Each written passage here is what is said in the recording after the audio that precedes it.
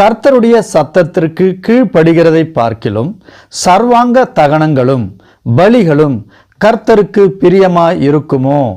பலியை பார்க்கிலும் கீழ்ப்படிதல் ஆட்டுக்கடாக்களின் நினத்தை பார்க்கிலும் செவி கொடுத்தலும் உத்தமம் என்றான்.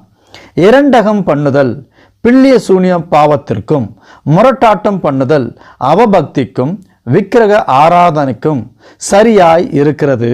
நீர் கர்த்தருடைய வார்த்தையை புறக்கணித்தபடியினாலே அவர் உம்மை ராஜாவாய் இராதபடிக்கு புறக்கணித்து தள்ளினார் என்றான்.